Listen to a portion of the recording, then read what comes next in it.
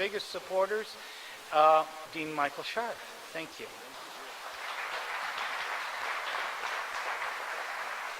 Well, thank you, Jim, for those kind words. And while we're sharing kind words, another round of kind words for David Crane, who started this process, who's been a partner in so many collaborations through the years. Jim Johnson, who just snuck out for all that you do. And then Ted Perrin, are you in the room? So Ted Perrin is a prosecutor who just finished his first murder trial on Friday in time to get here to run the dialogues. And he is being supported by a generous grant from the Planethood Foundation. That's Don and Ben Ferenz to do the administration of the dialogues. Well, while I'm here, I might as well do a shameless plug also, Dave, for our book. So that the dialogues will have a wider audience. Dave had the idea that we do a book called The Founders. And originally the book was going to be called The Call. It was going to be what happened to the chief prosecutors, the very first ones, from the moment they got that phone call that said, we want you to run this tribunal till their first case commenced. And it's a really important moment in the history of all these tribunals that has not been fully told before. So there are these flyers about the book, and we have chapters by Richard Goldstone and David Crane and Robert Petit and Luis Moreno Ocampo. I had to write the chapter for Justice Jackson, who's no longer around, but I used all of his contemporary documents and made it seem like he was. And then we have a foreword by Kofi Annan and chapters by David Sheffer and Layla Sadat and Bill Shabas. Am I missing anybody? I think that's it. Yeah, so it's going to be a good book, and it's coming out with Cambridge University Press. And so if you love the dialogues, you'll get the book and continue to enjoy it long after we're gone. I'm going to introduce the prosecutors who are here today. The reason this part of the conference, and really the conference itself, is called the Dialogues, is because we have this dialogue. And for years, I've been fortunate, with a couple of exceptions, to be the moderator of the dialogues. And the way this works is we ask them very short questions about modern and contemporary things that are going on in their tribunals. And you get a comparative glimpse, not just of the ancient history of the tribunals, but a snapshot of what's going on right now. I do need to note that this is being live streaming. And that means that anything you say is in the public domain. Last year, one of the prosecutors wanted us to edit things out, but it's gone already, so I can't do that. So let me introduce the prosecutors that we have here, starting with Mohammed Bangura, who is representing the Residual Special Court for Sierra Leone. Next to Mohammed is Fabrizio Garglia. We all mispronounce your name. How about if you tell us how to pronounce it correctly? Wagli. Yeah. Okay. From the International Criminal Court. Then next to Fabrizio, who I've known for years and years, is Norman Farrell. Norman, is this your first time here? As the prosecutor. That's fantastic to have you here. And then next to Norman, we have Kevin Hughes. Norman's at the Special Tribunal for Lebanon, the prosecutor. Then Kevin Hughes, the Mechanism for International Criminal Tribunals, which is, as you know, the Yugoslavian Rwanda Tribunal's residual mechanism. And then we have Nicholas, and I always damage his name too, but I think it's Kumajin, sort of. So he's been teaching me it for years and years, and I still mangle it. But of course, Nick is, and you saw his presentation last night, he's the current Chief Prosecutor of the Extraordinary Chamber for the Courts of Cambodia.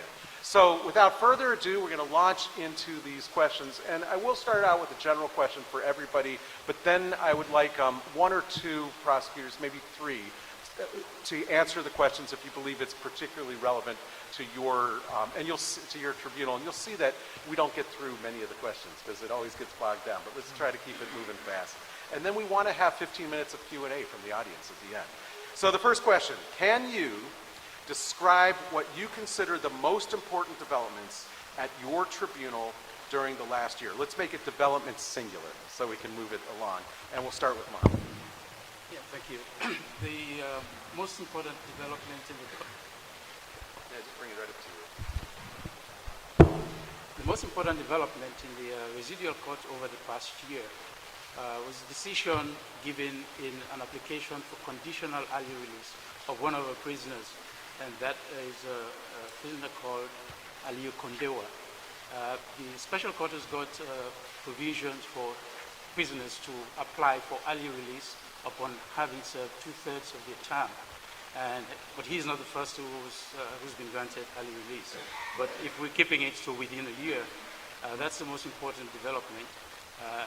But that decision, subject to a delay, the judge ordered a 10-month delay for him to get further training in basically understanding how to get integrated back into society and understanding the importance of the process by which he got convicted in the first place.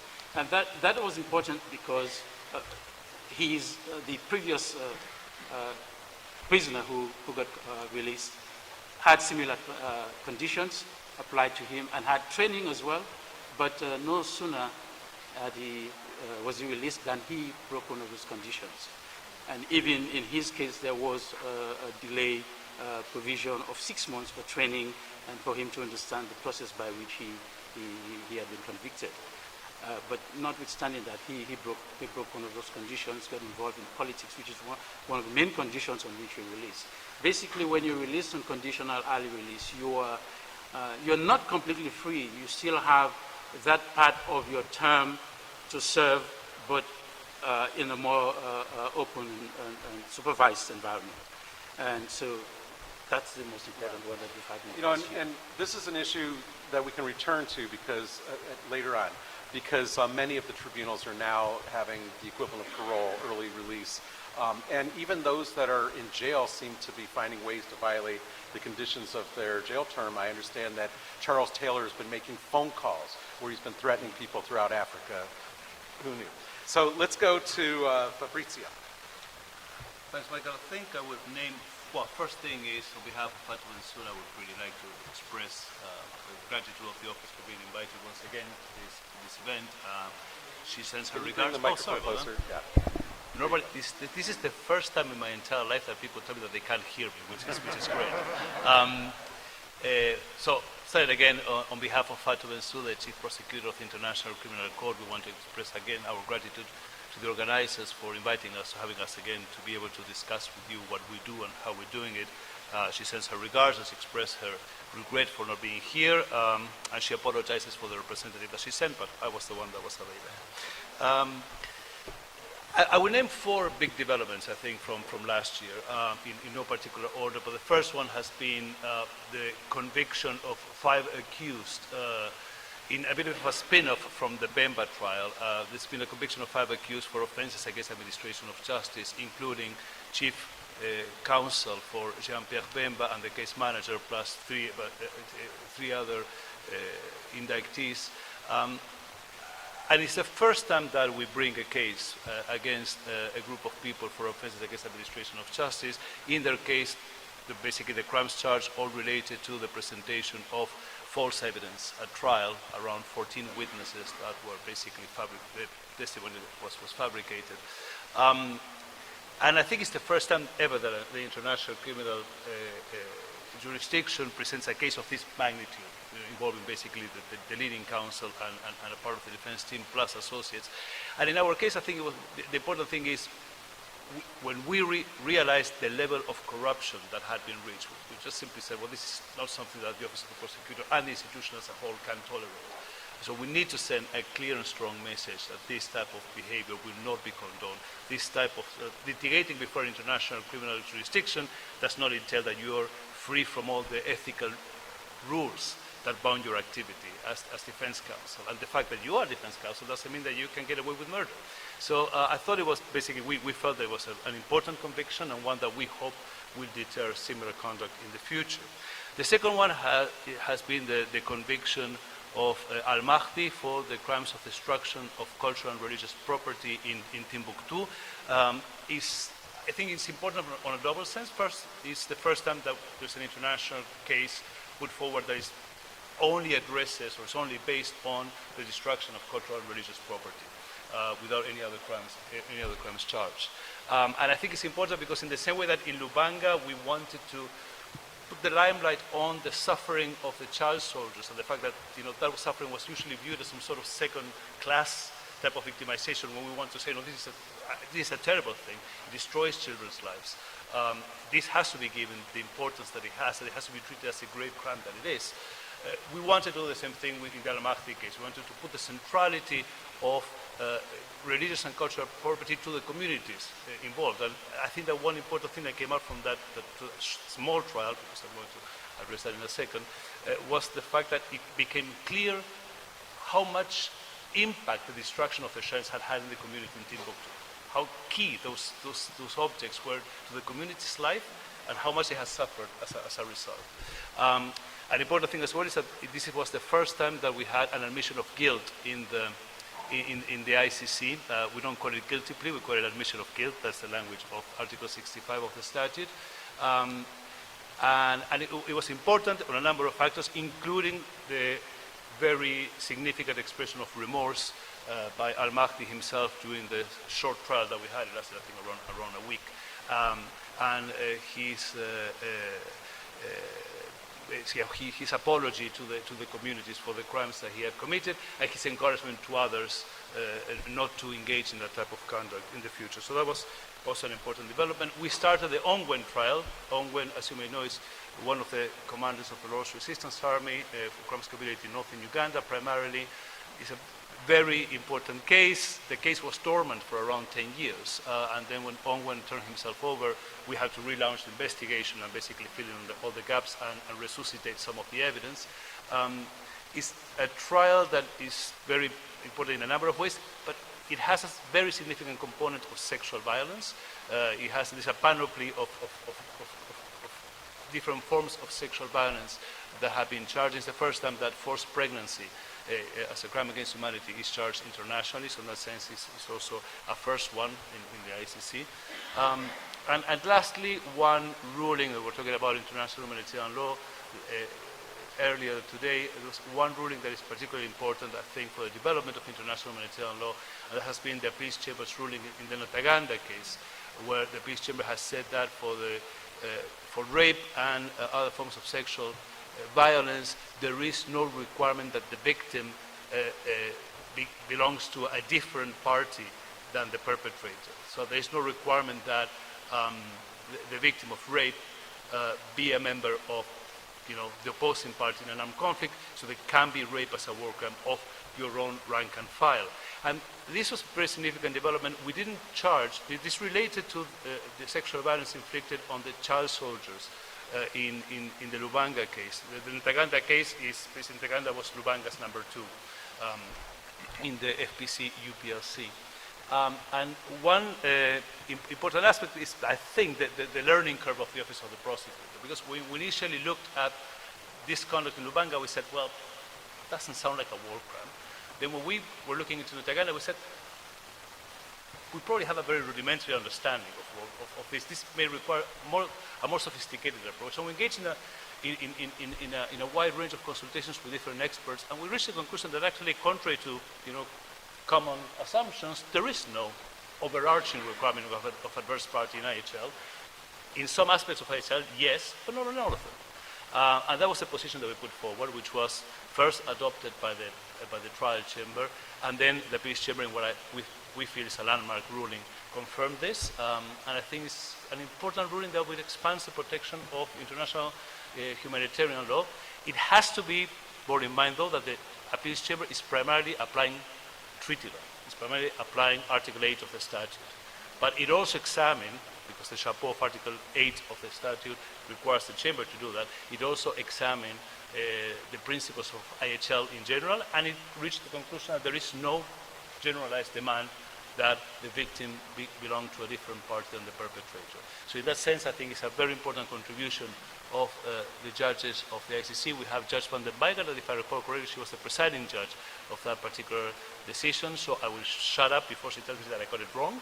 But I mean, basically, but she's here for questions as well. And we do need to speed up the velocity of this. So Norman, briefly, what is the most important development at the Special Tribunal for Lebanon?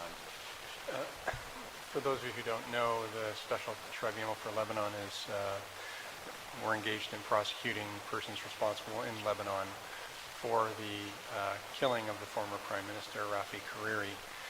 The allegations are that there are, at the moment, 4 members, all associated with Hezbollah, that carried out this assassination.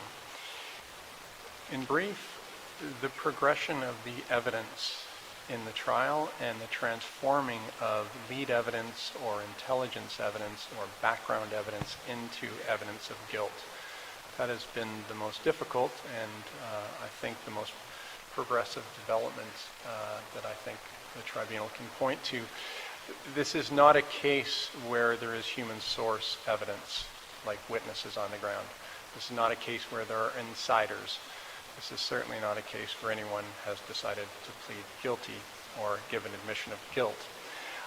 And so the transformation of a new investigative techniques, including new technological techniques and telecommunications data, as not only the means to start the investigation, but as a means to try and prove the guilt of the perpetrators on the ground. When you don't have their identity, everything you have is false. They work in individual cells, as in a terrorist case, where those cells never communicate, and there's no linking the cells to the hierarchy, and then trying to understand how it was done in a manner that was completely covert, without any links to any organized structure, allegedly, and turn all that non-evidence and intelligence information or background information and transform that into evidence such that we're about 1 month away from finishing the prosecution's case. And of course, it's up to the court to decide the result. But the investigative techniques and the ability to present that as evidence in a terrorist case, when the nature of the evidence is so different and the investigative techniques are so different than anything I experienced at the Yugoslav Tribunal when I was there and working for the Rwanda Tribunal and other tribunals and in my domestic practice. Hopefully that will be something that we can share with others as a form of prosecution in the terrorist context when you have no insiders or human source witnesses as your primary source of evidence. Thank you. Thanks, Norman. Kevin, the MICT. Yeah, I mean, from the ICTY side, I mean, the most important development is that we're 4 months away from completing our mandate and closing our doors. At the end of November, we'll have one of the most important trial judgments, I think, in international criminal law history, the trial judgment against Ratko Mladic. And we'll have one of the most important appeal judgments in the ICTY's history, the appeal judgment in the case against Perlich et al. But I hope we can talk about the ICTY and its legacy a bit later. So just to talk about the MICT, the mechanism, the most important development for the mechanism is the beginning of the retrial in the Stanisic and Samatovic case. Why is this so important? From our perspective, this is our last opportunity for the conflicts in the former Yugoslavia to address some of the real gaps that are still outstanding in the ICTY's legal and factual legacy. This is particularly an opportunity to get back on the right track after what I consider the disaster of the Perisic appeal judgment a couple years ago. Factually, why is this an important development? Stanisic and Samatovic are 2 of the most senior officials in the Serbian secret services, so a combination of the CIA, FBI, NSA, all those kind of organizations. And what we argue in the trial is that they were tasked by Slobodan Milosevic to implement and support ethnic cleansing campaigns in Croatia and in Bosnia. Unfortunately, however, we have not yet secured any convictions of Serb officials for crimes in Bosnia. So this is our last chance to really enter into the factual record, what we believe the evidence proves, what we've secured findings on in other judgments, but that there was a joint criminal enterprise to commit ethnic cleansing in Croatia, in Bosnia, and that involves senior Serbian political, military, in this case, Secret Service officials. So this is really an important case for us to hammer that issue of Serbia's responsibility for these crimes. Similarly, as I said, legally, this is our opportunity to get back on the right track after Perisic, and particularly this erroneous notion of specific direction. Like in Perisic, who was acquitted on appeal, at the original trial, Stanisic and Samatovic were acquitted based upon this erroneous notion of specific direction. Thankfully, the Taylor appeal judgment at the SCSL and the Shayinovich appeal judgment at the ICTY have sent specific direction to hopefully the waste bin of international criminal law. At the same time, and perhaps even more importantly, Stanisic and Simonovic legally is about, on our side, ensuring that the law is appropriate to hold people accountable for the acts of aligned irregular forces, particularly paramilitary forces. This is particularly a big gap in IHL and ICL today. And you just have to look at what's happening in Syria today to understand the vital importance of this kind of attribution and liability. So what we're really looking to do is prove that even though there was not a unity of command, that's absolutely clear, there's not a unity of command between the paramilitary forces and other forces and individuals, there was a unity of effort, there was support, there was cooperation, there was coordination, and we really hope to show that the law is developed enough to hold people accountable when there is that unity of effort and that kind of cooperation with irregular armed forces. So, as I said, in Syria today, where you see multiple groups, very confusing and difficult lines of chains of command to understand, but clearly there are cooperation ongoing. So that's why I think this case is really going to be very important for the future of accountability in international criminal law. Now, Nick, since we heard a lot about the developments last night from the ECCC, I want to ask you a very specific question about something that wasn't discussed last night, but I think is going to have a very significant impact. And that is the November 2016 decision of the Appeals Chamber that Joint Criminal Enterprise 3, the extended form, does not apply to the crimes before the Cambodia Tribunal, which occurred in 1975 to 79, because it had not yet ripened into a principle of customary international law at that point. Tell us a little bit about what you think the significance of that is to your case, and maybe how it might have significance beyond Cambodia. Okay, thank you. It had very little significance in affecting the judgment in case 2-1 because we were not relying upon joint criminal enterprise in the third form. And so technically, in fact, while we had appealed a decision by the trial chamber upholding a pre-trial chamber decision that joint criminal enterprise in the extended form was not part of customary international law in 1975, the Supreme Court didn't hear that. But in discussing joint criminal enterprise, they rejected our appeal as not right, but they more or less dealt with it in discussing the first form of joint criminal enterprise. So, and one of our arguments, which they didn't deal with at all, is what is the whole point of the principle of legality, which we feel the pretrial chamber and trial chamber got mixed up. Principle of legality is fundamental fairness. You don't punish someone for conduct that at the time they had no reason to believe was illegal. If there's no law against copying CDs and suddenly you change the law, you can't then arrest people who had copied CDs the day before and charge them with that. What we argued is joint criminal enterprise should be viewed as a whole. And to say that joint criminal enterprise of the first degree was part of customary international law, in other words, entering into an agreement, plurality of persons, to commit a crime within the jurisdiction of the court, and then say, oh, but you didn't know it would be extended, your liability, to other crimes that were foreseeable. To me, that's overextending and misunderstanding the basic principle of the concept of legality.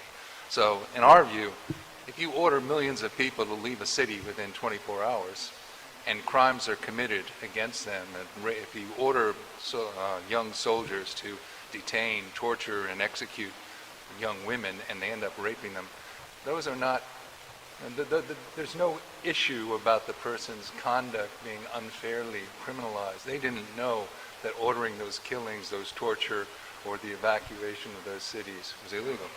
They rejected that, and they basically looked at the World War II case law.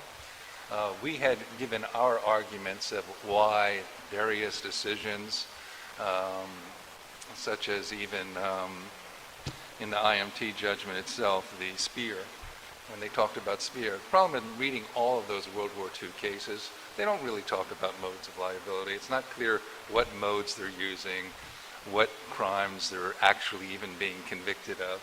So it all is a matter of sort of art in interpreting what it was that they were talking about.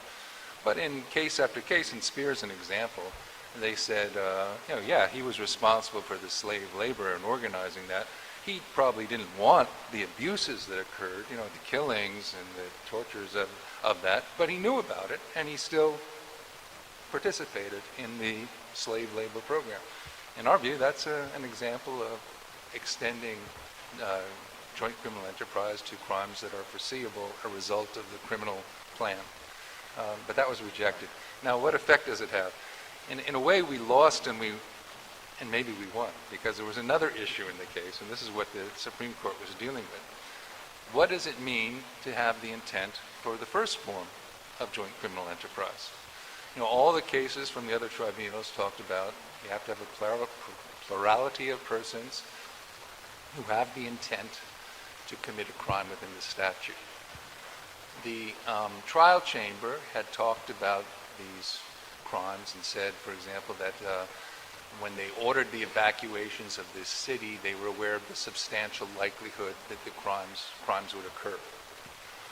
So is that intent or isn't it intent? What we argued on appeal, the prosecution, is that the intent should be at least what in civil law is called the two forms of dolus directus of the first and second degree. That you're either aware, either that's your conscious objective, that's your direct intent, or of the second degree indirect intent, you know that it's a likely result of the conduct that you're engaging in. And different legal systems use different words to express that, whether it's in the ordinary course of events. There's various languages that are used, but I think it all expresses a similar concept that in criminal law, every day in courts, you hold people responsible not just for what this is the intent, the objective of what they wanted from their conduct, but also this is what they had a good idea was going to happen in their conduct.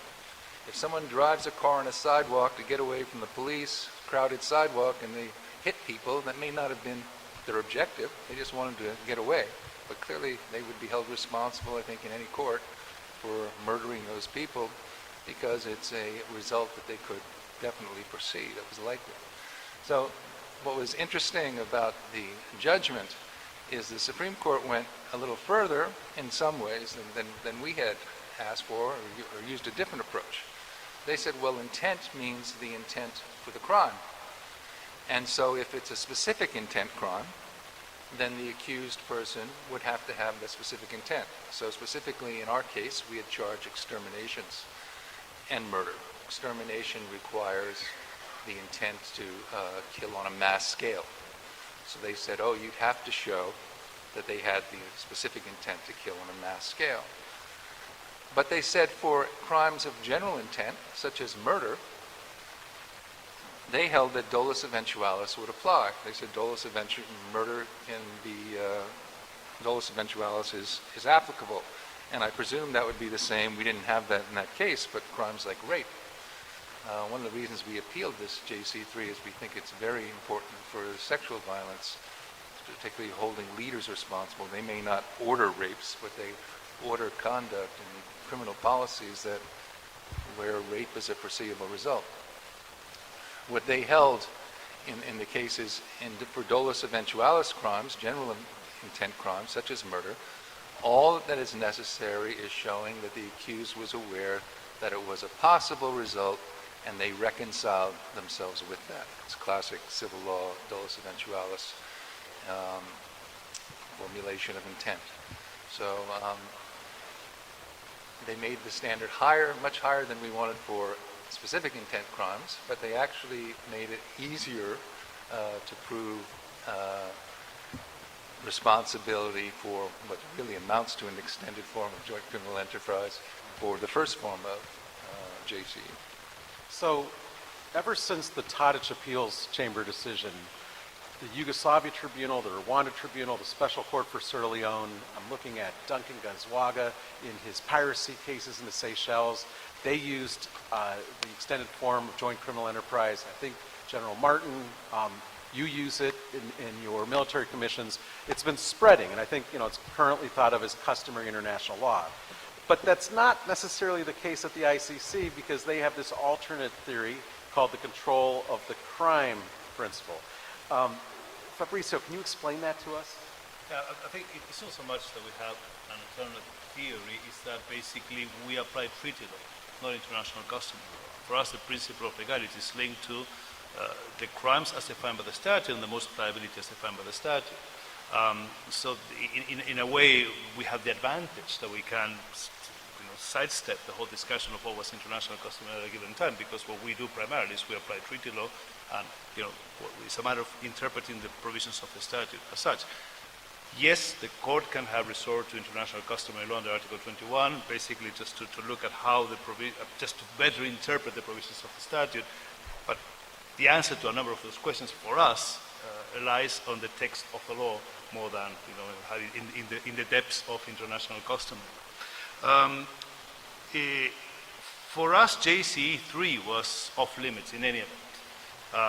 And that's because we have a heightened mens rea. So we have a mens rea in Article 30 of the statute that basically captures direct intent, and something that is certainly more than dolus eventualis, but probably less than a dolus of unavoidable consequences, which is what the statute basically says, that you are responsible for those consequences that occurred in the ordinary course of events.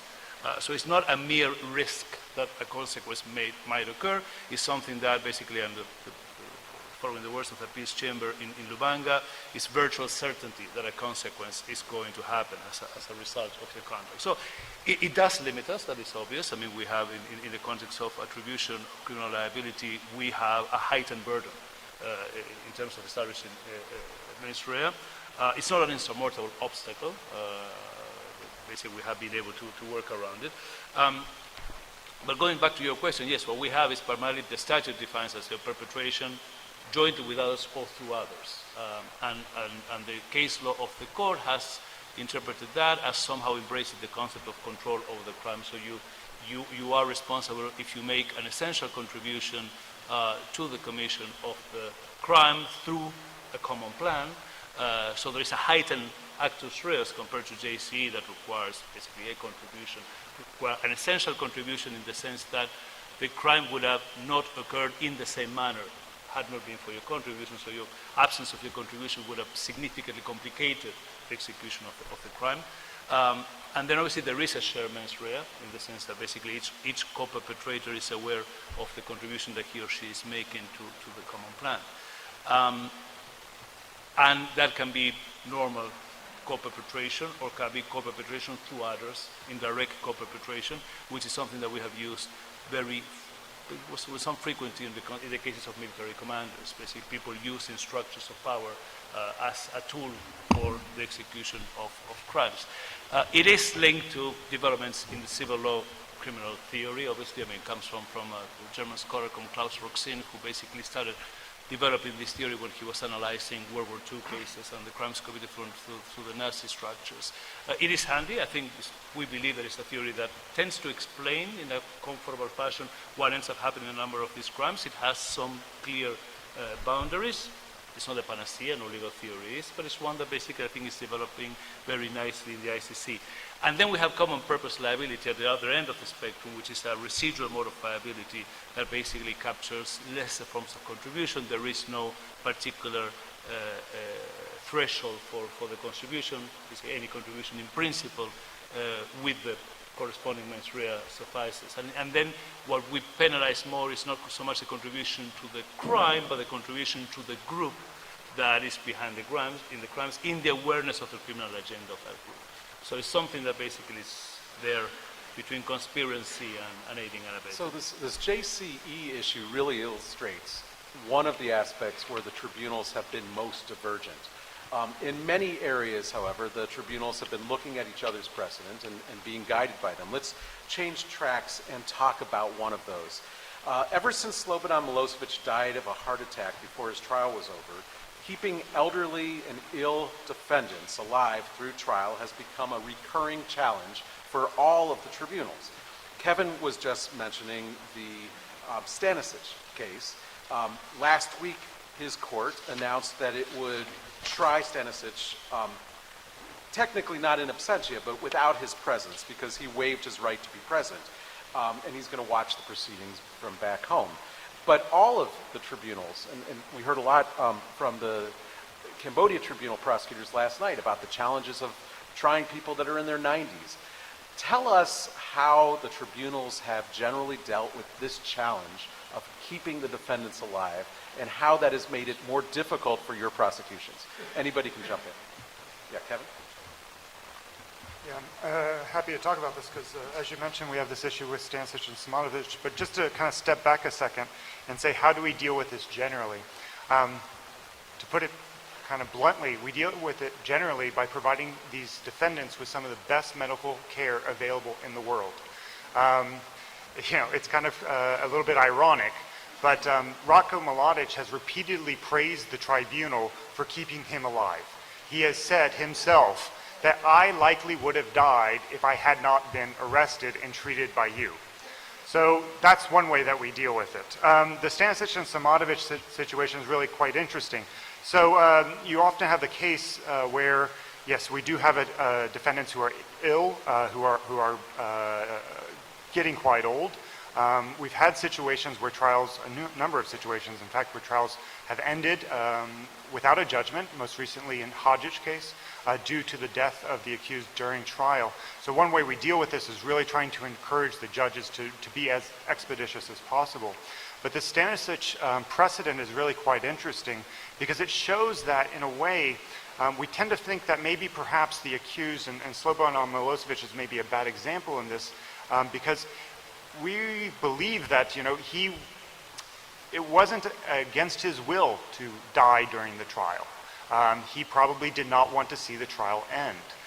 But in this case with Jovica Stanisic, he does want to remain very much alive. He does want to be with his family during this difficult time. So between the OTP and the defense, there was a unity of interest. He wanted to be with his family and to get his medical care. We wanted the trial to proceed quite expeditiously. So there was this decision by the trial chamber, which we support, that he will be able to remain at his home, receive his medical care, be represented by his counsel. He's waived his right to be in the courtroom, and that's going to allow us, hopefully, to move from a trial schedule of maybe 3 sitting days a week to 4 and perhaps 5 sitting days a week. So in the end, because he wants to be at home and because we want to have a case be proceeding expeditiously, hopefully this trial is going to end sooner than it would have been, and hopefully we'll get a conviction that may have been at risk if he had been in the courtroom during the trial itself. Now, Norman, it's not for illness, but for the failure of the local authorities to surrender that your tribunal was set up with the idea, and you've implemented the idea of trials in absentia. So you've got defense counsel who've never talked to their clients, I assume. How have you dealt with that challenge? Thank you for the question. First of all, no accused have been arrested at our court, and so the trial is proceeding with just the prosecution and the defense counsel in the courtroom, and the 4 accused have remained at large. To answer your question, Michael, first of all, from a prosecution point of view, we still have to prove the case beyond a reasonable doubt, and we still have to call all the evidence, and it's challenged effectively by the defense. So there is limited impact, or less impact on the prosecution. In terms of the defense, I think it's more difficult for the defense to deal with the situation. They have no accused, they have no client, and they have no instruction from the client.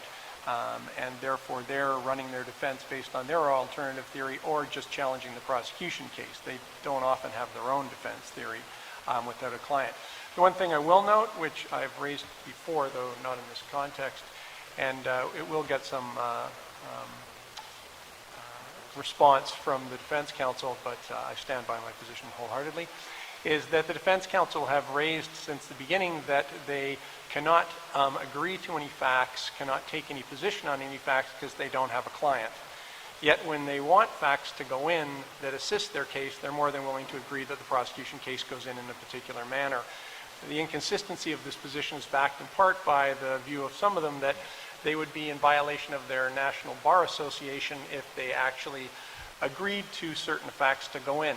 It took 6 months after I arrived to get the defense counsel to agree, or at least not to object, that Rafi Kariri died. That was a waste of time, and I don't think there's any legal principle that would prevent you from acknowledging that. And it has had an impact on the way in which we present the case and present the evidence. They would take a different view, that they're not, that they don't feel they can, but quite frankly, my view is they're not working in their national jurisdiction. In my national jurisdiction, I could not prosecute anyone in absentia. It's not permitted. So unless I went to the Secretary General and said, look, thanks for the appointment, but I ain't going to get in trouble at home by my Bar Association, we work in a different system, and we're bound by the rules of that system, and I think there's no reason, despite all the difficulties the defense face, there's no reason why they can't look at their case and decide on which they're really going to challenge and save us the time of presenting evidence that's really not in dispute. Thank you. And Nick, last night you were telling us that one of the ways that your tribunal has dealt with this is by severing the case and dealing with a shorter, more compact trial first, and then having the more complex genocide trial come later. I'm reminded when Mike Newton was out in the audience and I were helping with the Saddam Hussein trial, they had the same theory. And after they tried Saddam for the Dujal case, and then he was convicted, and then he was hung and wasn't around for the genocide case, they said it was like trying Al Capone for tax evasion and not for all the murders. Is there a sense in Cambodia that if the defendants do not live for the end of the bigger trial, that there is some kind of a missed opportunity through this strategy? Oh, I think absolutely. I mean, there definitely were compromises, and that was not I think the prosecution opposed the decision at the time, at least asking to extend the charges for the first phase to include this famous Tulslang S21 school where, I think when Andrew left, he's correct, the figure was 12,000 names recorded as having been executed. We've updated those lists, and it's about 18,000 people now that we have named who were executed at that school.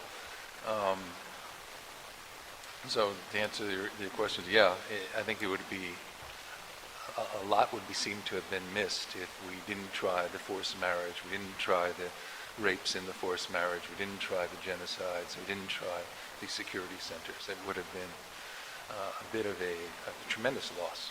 So hopefully the accused live through at least the trial judgment. You know, the very first time one of these international tribunals dealt with somebody who died right before the judgment was the Dokmanovich case. And it was not clear under the precedent why at that point, since the trial had completely concluded, but the judgment hadn't quite been written, they couldn't have just gone ahead and submitted their judgment.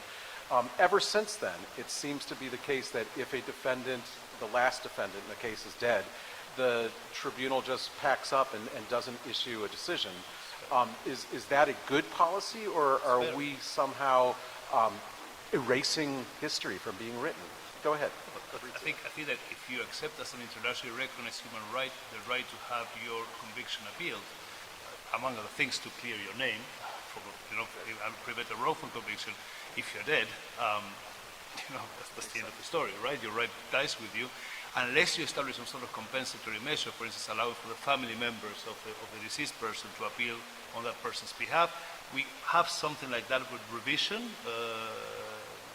Again, it's borrowed from the European continental tradition that after the convicted person has died, a plea for revision can still be brought forward by those surviving members of the family. But it seems to me that when the person has died, criminal process dies with it. Go ahead, Kevin. I just want to say really quickly, I mean, obviously none of us want to see the accused pass away before the trial judgment, but it's really important not to forget that in most of these cases, when the prosecution has completed its case, that means we've put the evidence into the record. The facts are in the record. So yes, there isn't a conviction, there isn't a judgment, but for the legacy, for the future, for the people who suffered the crime, the facts have been entered into the record, and I think that's extremely important, and it's not something we should forget.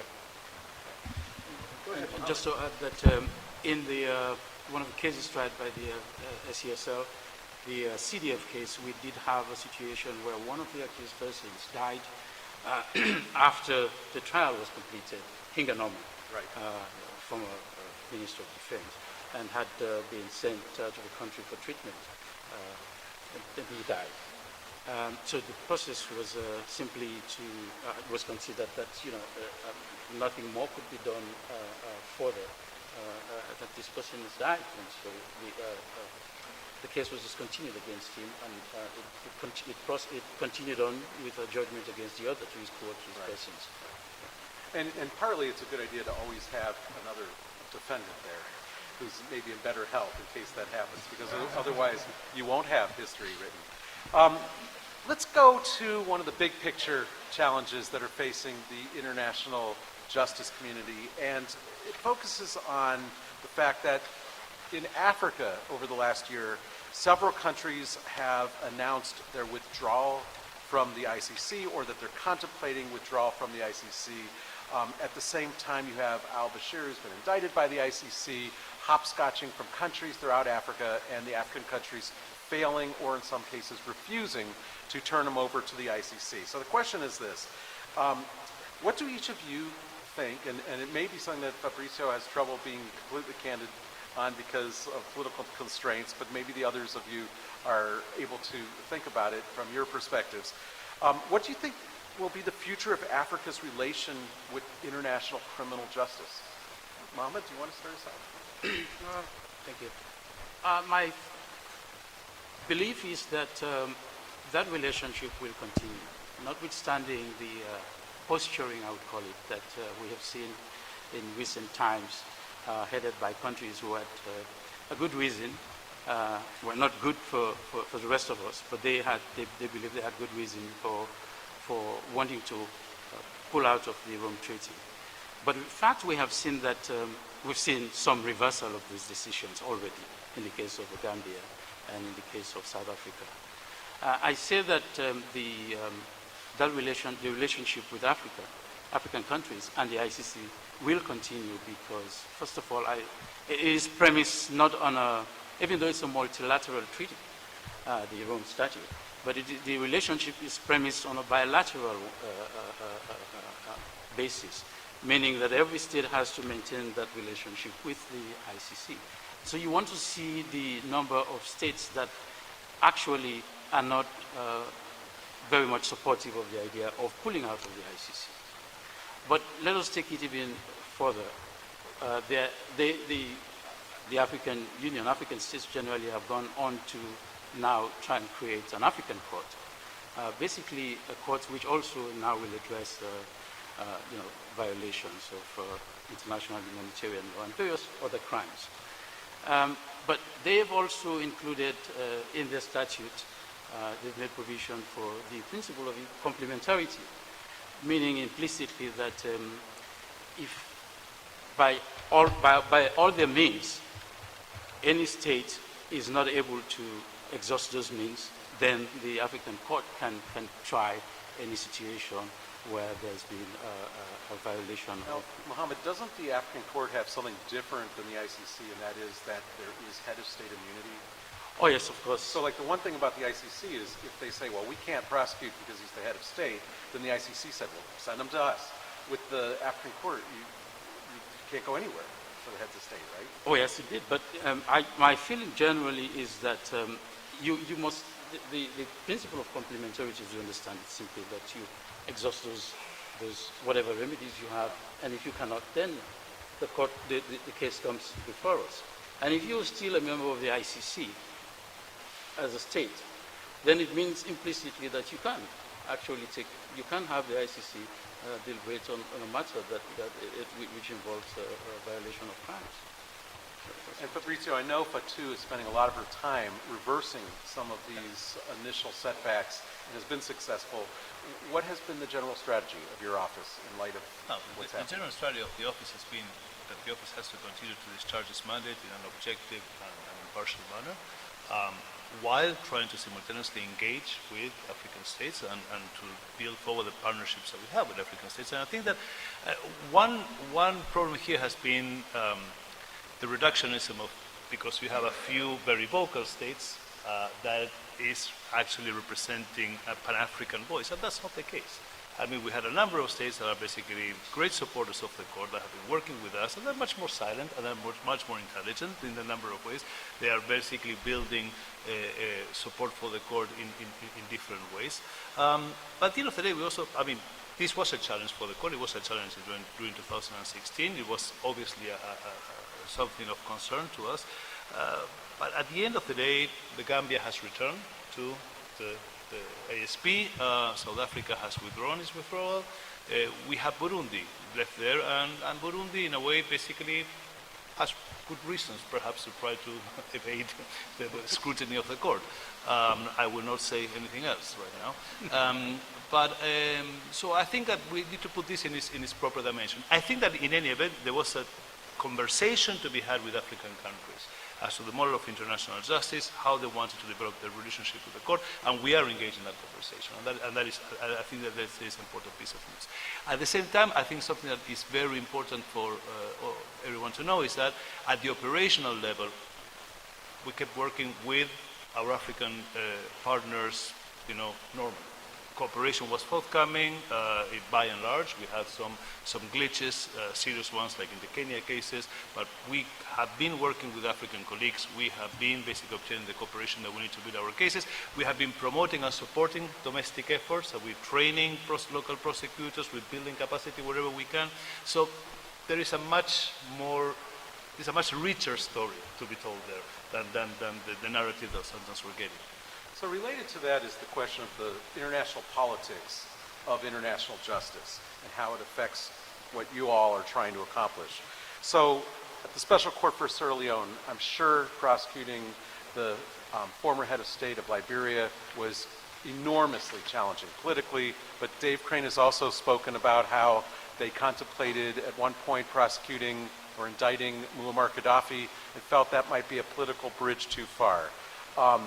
At the Cambodia Tribunal, you talked to Nick last night about how your co-domestic prosecutor has marching orders and that you have to spend a lot of time working on compromises to try to even get the minimal cases that you can get the common denominators moving forward. At the ICC, we have some investigations that have sparked a lot of controversy in the last year. The Ukraine investigation, which has had Russia say, we may be withdrawing. The Afghanistan investigation that has the United States all nervous. The Gaza investigation that has Israel actually playing a constructive role, but probably at the same time nervous, and all of those are politically charged. You have opened 3 investigations that we haven't opened, Michael. What are they? At what stage are they? Preliminary They're preliminary examinations. Thank you. Let's keep the record clear on that. But they've had this aspect of political outcries, political charge, nervousness among the international community. So would any of you comment on how you have dealt with, as a prosecutor, the political milieu that your court operates in? Go ahead, Ken.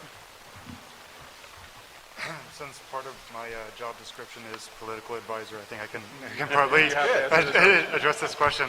I think one of the big lessons from the ICTY is that, as Prosecutor Bramritz repeatedly says, prosecutors have to admit and understand and accept that they're working in the realpolitik world. Our objectives, our goals, our prosecutorial decisions can only be guided by our ethical obligations and the facts and evidence that we have. However, the methods, the timing, how things get done, these are ultimately questions that involve very significant political questions. So at the ICTY-OTP, from the very, very early days, and I'm sure Norm could talk about this more, there was a political advisor, there was a diplomatic advisor. The chief prosecutor understood that one of the primary functions of that position is to be a diplomatic actor. Again, the decisions that are being made, crucially, the prosecutorial decisions that are being made, are only guided by the evidence and our ethical obligations. But we do have to recognize that to obtain the surrender of accused, to ensure that we're getting the right evidence, we have to go out, we have to build support, we have to negotiate with the diplomatic community, we have to negotiate with, in fact, the countries that are the targets of some of these investigative activities. So that's the reality. You know, we can't shy away from it, and we need to really embrace it and understand that we have to have lawyers, we have to have trial attorneys, we have to have investigators, and we also have to have people who are performing that diplomatic and political advisory function to ensure that our offices can get the things that we need to be successful in our work. You know, it's interesting because a couple of years ago, Richard Goldstone, who had launched the very first Yugoslavia Tribunal prosecutions, said over and over again that his job as a prosecutor is to ignore politics and just follow the evidence. And I don't think anybody ever believed that that was true or that that was the best approach. So to hear that there's a much broader strategic approach from you at the ICC is very interesting. Nick, you've had a lot of experience with this. Do you want to add? Well, I want to defend a little bit what Goldstone said. I also worked in East Timor, where there was some difficult political issues, because in that case, a very, very small country, we had investigations ongoing, and when I was there, we got an arrest warrant against General Wiranto, who was then the candidate to be president of Indonesia, nominated by the largest political party. The government of East Timor was quite against pursuing any of these investigations, and the arrest warrant particularly, for understandable reasons. They're a very small country. These internationals are going to be there a few years. Our border is going to be with Indonesia forever. We need to get along with them. But it reminded me of in prosecutions, doing domestic violence cases. You know, a woman comes in after being beaten, and she says, gee, I don't want to go forward with this case because I need my husband's paycheck and he's the father of my children, so I want to drop it. And we eventually recognized in that situation, to protect the woman and to deter future conduct, you simply had to ignore her wishes. The case had to proceed. It's unfair to put the burden on her to decide whether or not the prosecution would go forward. And that had to be done by the prosecution, and I think in some ways the international community has to take the burden off some domestic actors in making these decisions.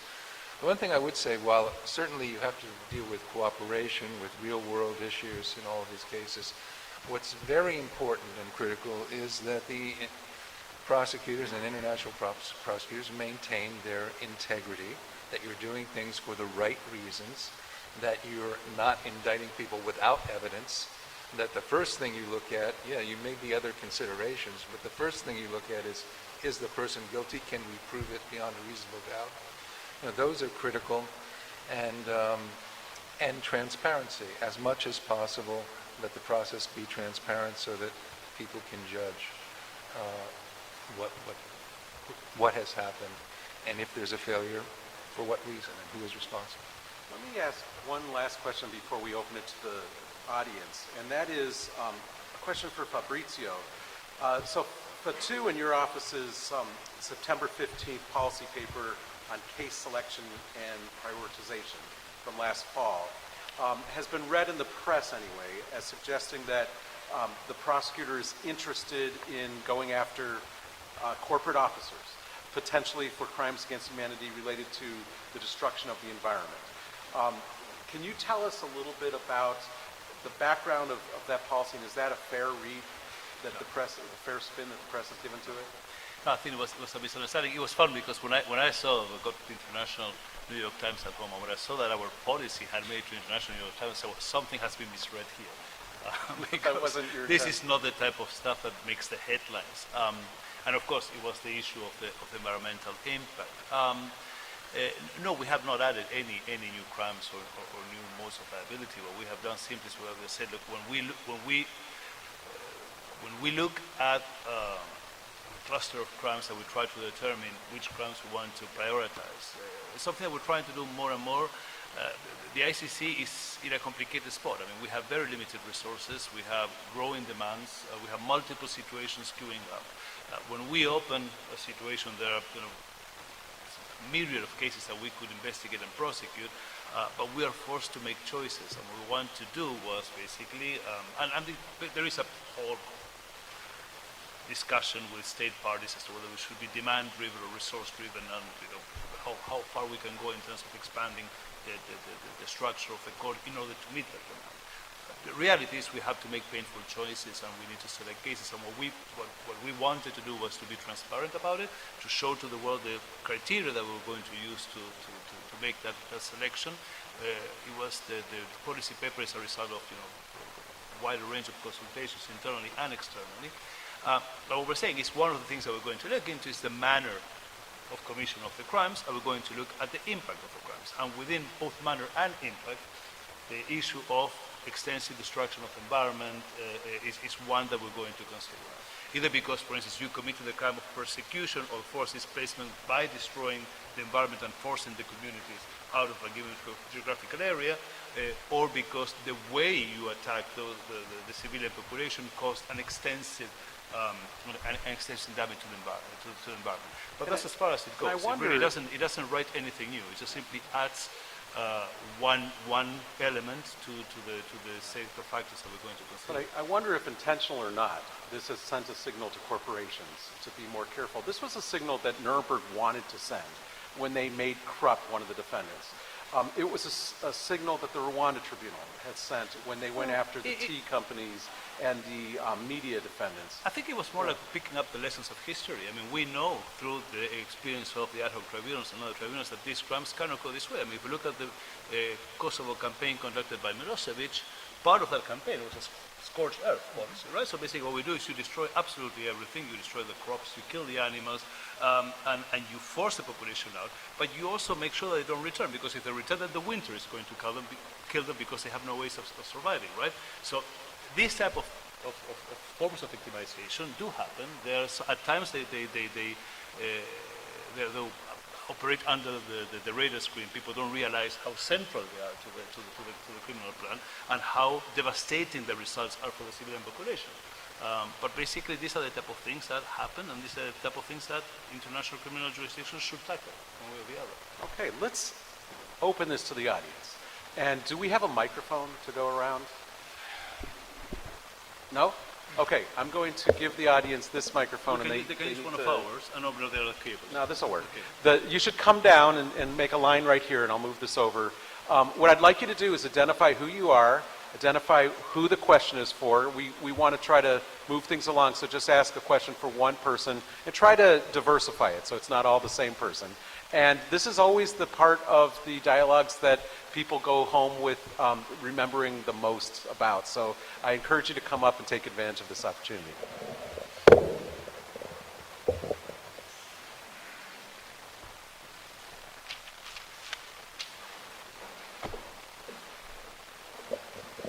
Good afternoon or good morning. My name is Maria Schonert-Binienda. I'm a Polish-American attorney representing some of the families of the victims of the Smolensk crash of 2010 that took the life of President of Poland, Lech Kaczyński, and the entire Central Command of the Polish Armed Forces. The question is to Mr. Norman regarding Lebanon. First of all, I would like to know the legal basis of forming the tribunal that you represent, or the body that investigates the death of President Hariri. And the second question is, what are the financing behind this process? Who is paying for that? And the third question is, would you have any recommendation for the current Polish government to pursue the investigation of the Smolensk crash? Because there has not been any investigation for all practical purposes. The investigation between 2010 and 2016 has been obstructed completely. Thank you.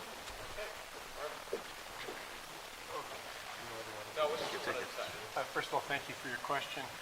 First of all, the legal basis for the Lebanon Tribunal was that initially was an attempt between the Lebanese government and the United Nations Secretariat, Secretary General and the Secretariat, to reach an agreement for an investigation. That never happened.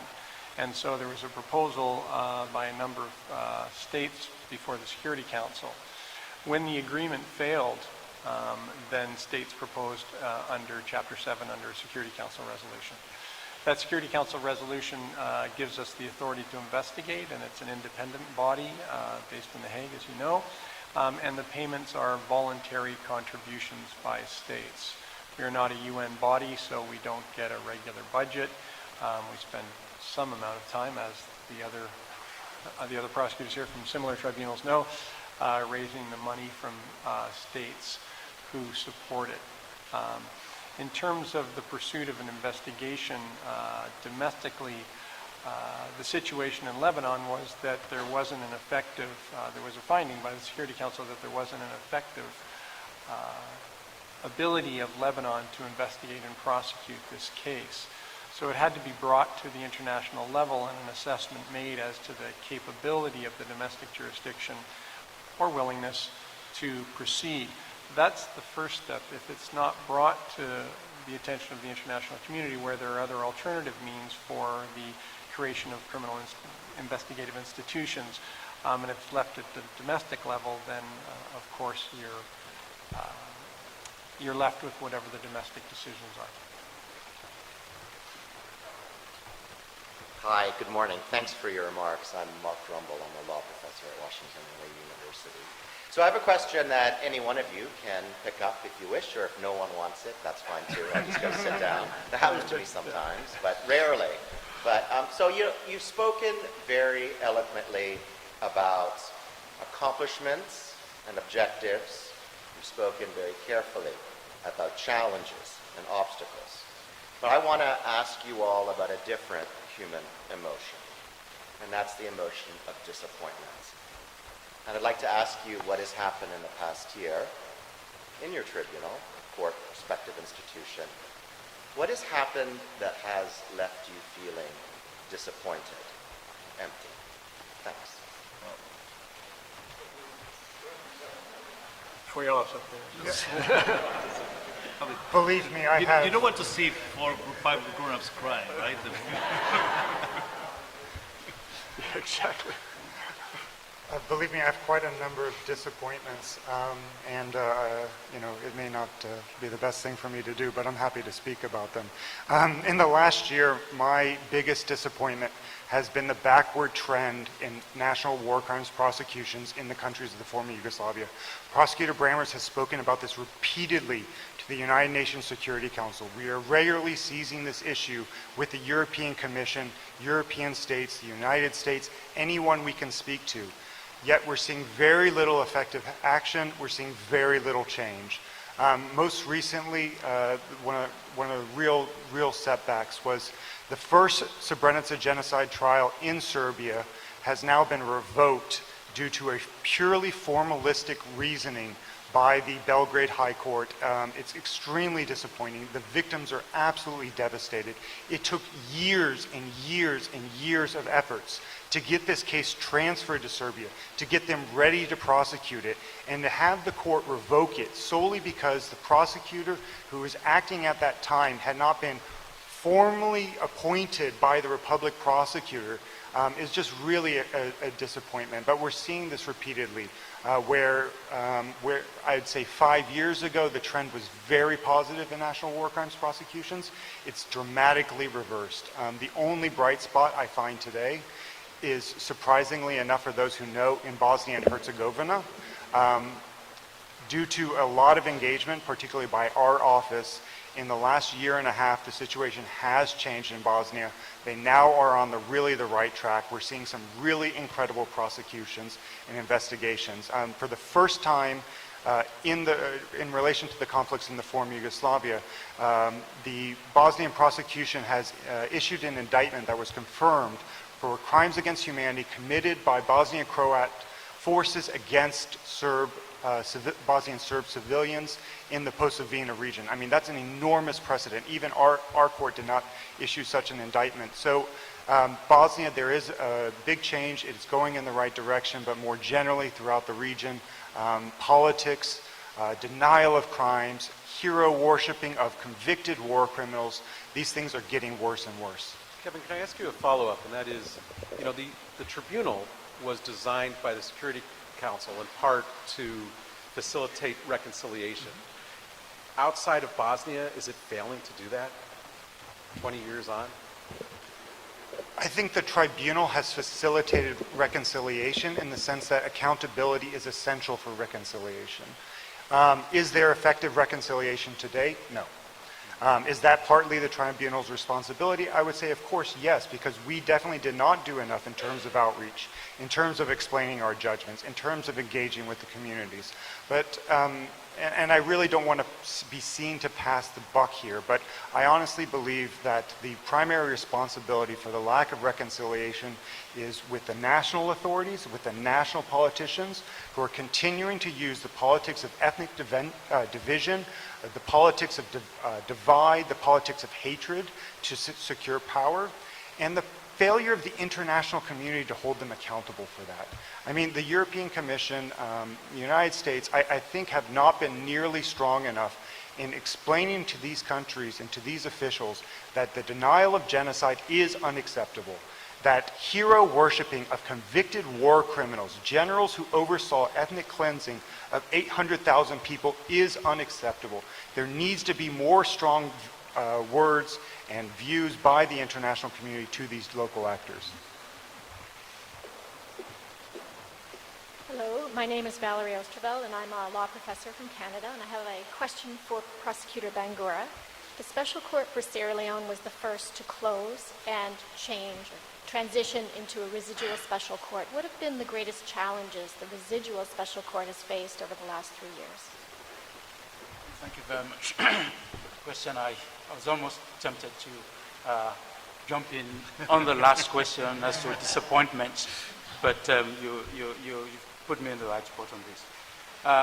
Primarily, the biggest challenge that the residual court faces today is one of funding. And I think earlier Norman Powell mentioned the fact that the mode of funding of most of these tribunals now is based on voluntary contributions. Throughout the life of the court itself, we source funding by that method. Now in a residual phase, we're much more, very small, lean court. Our budget is just in the region of about 3 million compared to 20-something million a year in our normal court life.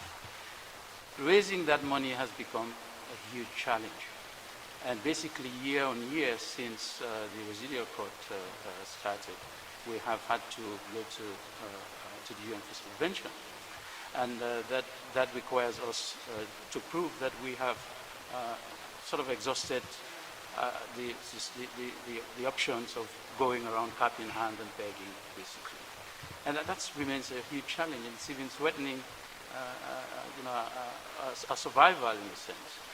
So what we're looking to and have been seeking support for from the international community generally is a sustainable kind of structure which ensures our continued survival without the need for going cap in hand. And in most cases, these efforts yield nothing.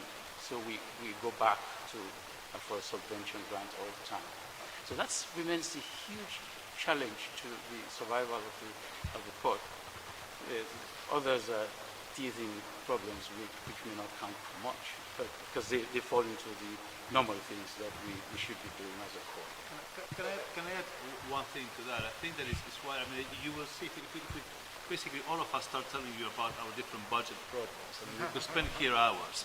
By at one point I will order a beer so I can start forgetting about it.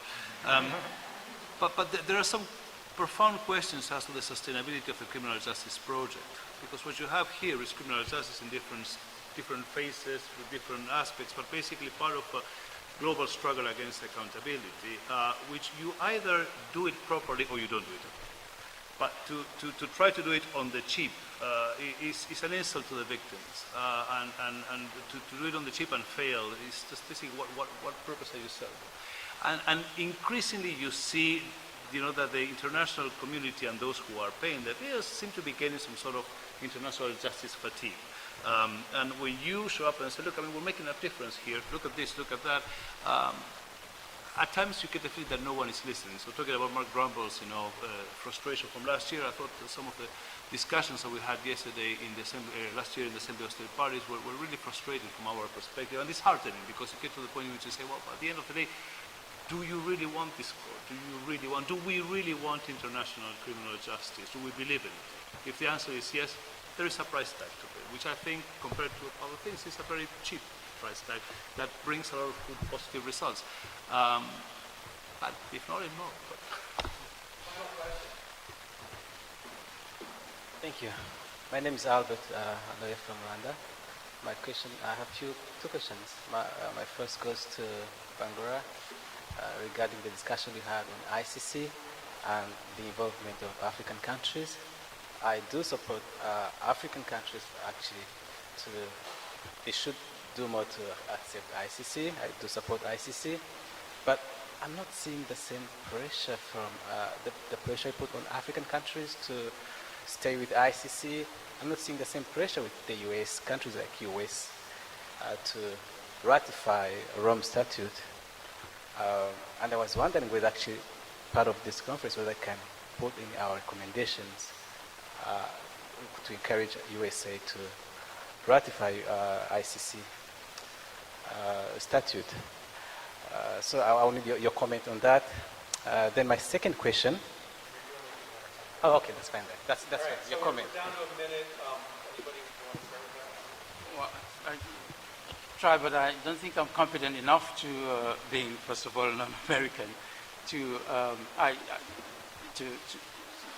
sort of take on the tab of getting the U.S. to ratify the Rome Statute. While I agree with you, of course, that it is important and it would help to boost, the image of the United States in ratifying the statute, it is obviously something completely out of the scope of what I am able to do. I don't know whether somebody else here would be I would add that the question of ratification or not is not currently the most important question. The current question is the United States going to continue to be an influential supporter of the ICC, or is it going to be a hostile outsider, with all the implications of that? And we had a little bit of conversation in the margins about whether the Trump administration is going to discontinue the Office of the Ambassador at Large for War Crimes Issues in its new title, which would be a sign that it's going to be a hostile outsider, and discontinue the policies that both Republican and Democratic administrations have had of supporting the ICC and referring cases through the Security Council to the ICC. So stay tuned, everybody, and we'll see how that unfolds. Let me turn the panel back over to Jim, but before doing so, everybody, a big hand for Mohammed, Norman, Kevin, Nick, and Fabrizio.